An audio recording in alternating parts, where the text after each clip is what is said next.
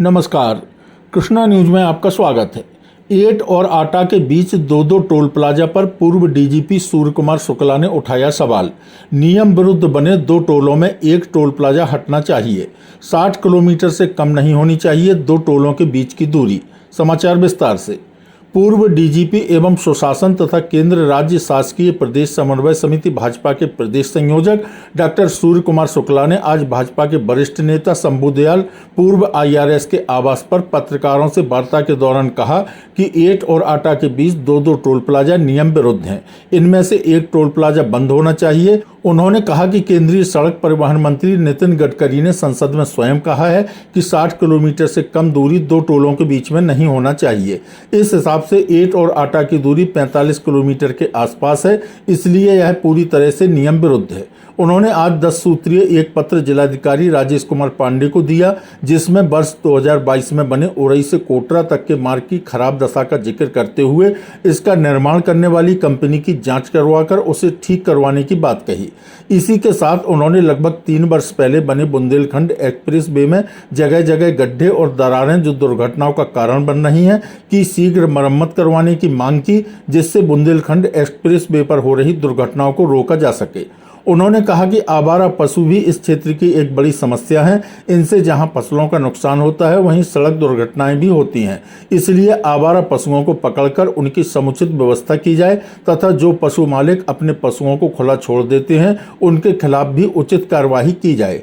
इसके अलावा जिले में खाद विक्रेता पर्याप्त खाद होने के बाद भी किसानों को महंगे रेट पर खाद बेच रहे हैं, जिससे प्रदेश सरकार और प्रशासन की छवि खराब हो रही है। इसकी गहन जाँच करवाकर ऐसा कर रहे सिंडिकेट पर कठोर कार्रवाई की जाए। इसी तरह श्री शुक्ल ने कहा कि मेडिकल कॉलेज में MRI एवं अल्ट्रासाउंड की व्यवस्था ठीक नहीं है। इसे नियमित करने की जरूरत है, क्योंकि इससे प्रतिदिन सैकड़ों मरीज परेशान हो रहे हैं। इसके साथ ही उन्होंने एक अहम समस्या उठाते हुए कहा कि 1 से 12 तक के विद्यालयों के प्रबंधक अपने निर्धारित दुकानों से ड्रेस एवं पुस्तक खरीदने एवं बढ़ा चढ़ाकर मनमानी फीस लेने जैसे काम कर रहे हैं।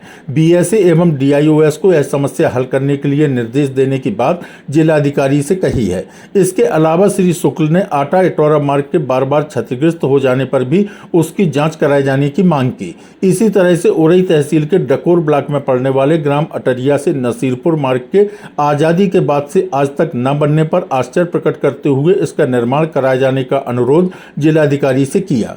इस अवसर पर भाजपा नेता शंभू दयाल ने सभी पत्रकारों का आभार व्यक्त किया और पूर्व DGP श्री शुक्ल का शाल पहनाकर सम्मान किया।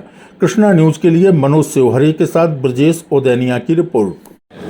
तो उसी बारे में ये ज्ञापन पत्र बना करके DM साहब को दिया गया है। बल्कि ज्ञापन इसको क्या कहें, पत्र कहें, क्योंकि ज्ञापन तो लोग देते हैं जो ज़्यादातर ध्यान आकर्षण करते हैं। हमने पत्र लिखा है कि जैसे एक तो आवारा पशुओं की समस्या उठाई गई है कि भाई किसान परेशान होता है और एक्सीडेंट रोड पे होते हैं, तो ऐसा इंतजाम हो कि इनको सबको पकड़ा जाए और पकड़कर एक भी आवारा पशु सड़क पर बाहर घूमने न पावे, न तो फसलों का नुकसान हो और न रोड एक्सीडेंट हो। दूसरा कि बरसात एक तो हुई है, खैर तो उसकी वजह से भी बहुत से रोड खराब हैं, लेकिन विशेष रूप से बुंदेलखंड एक्सप्रेस वे की हालत बहुत खराब है। और चिंता ये जताई हम लोगों ने कि अभी 3 साल बने हुए जांच कराई जाए कि कौन ठेकेदार बदमाशी किया, क्यों इतनी खराब, कौन इंजीनियर पास किया इसको, तो इसको अब फिर से रिपेयर कराया जाए। और आपके ये साथी शर्मा जी ने ये ध्यान दिलाया कि नितिन गडकरी जी जो माननीय मंत्री हैं दिल्ली में परिवहन विभाग के सड़क परिवहन, तो उन्होंने कहा कि 60 किलोमीटर से करीब में कोई टोल बैरियर नहीं हो। तो ये टोल बैरियर अपने यहाँ आटा में भी लगा है, एट में भी लगा, ये नहीं होना चाहिए, उचित नहीं है। इसमें से एक लगाया जाए ताकि लोगों को डबल पैसा ना खर्चना पड़े। और इसके अलावा कहा गया कि जो स्कूल हैं उनमें ये हालत है कि प्राइवेट स्कूल एक तो मनमानी फीस लेते हैं, फिर तरह तरह के बहाने से ये एनुअल फंक्शन करना है, ये स्पोर्ट्स डे करना है, ये फलाना आयोजन है, तो और अपनी किताबों और ड्रेस तक में पैसा वसूलने के लिए अपनी दुकान फिक्स करते हैं। ये गलत बातें हैं। तो कहा गया कि DIOS और BSA को कहीं भी इसको ठीक कराया जाए। और चौथी एक और समस्या जो हम लोगों ने देख लीजिए, उसमें सड़कों की है कुछ। कि खाद जो बिक रही है किसानों के लिए वो मनमाने दाम पर बेच रहे हैं, जबकि गवर्नमेंट से निर्धारित दाम है कि हाँ इतने दाम पर ये बिकेगी। और मेडिकल कॉलेज आज सुबह हम लोग गए थे, प्रिंसिपल से हम लोगों ने रिक्वेस्ट किया कि मरीजों के लिए MRI की व्यवस्था, महंगा टेस्ट है, उसको पब्लिक को दिक्कत होती है, और अल्ट्रासाउंड जो हो रहा है वो रोज हो नहीं रहा ठीक से, तो दिन बांटे हुए हैं। तो मिल के हम लोगों ने रिक्वेस्ट किया है मेडिकल कॉलेज के प्रिंसिपल से कि अल्ट्रासाउंड MRI ठीक करावें और जरा अपने की व्यवस्था ठीक करावें। कैंपस कई जगह पानी भरा है, कई जगह घास की पड़ी है, तो प्रिंसिपल का ध्यान आकर्षित किया गया है। और कुछ और बातें जो लोगों ने बताई स्थानीय समस्या, वो कि अटैया से नसीरपुर तक कभी अभी सड़कें नहीं बनी जब से देश आज़ाद हुआ। एक बड़ा रहस्य टाइप सुन के लोग ताजुब करेंगे कि अभी भी अपने जिले में ऐसे ऐसे स्थान हैं जहाँ सड़कें नहीं कभी बनी, तो इसको बनना चाहिए।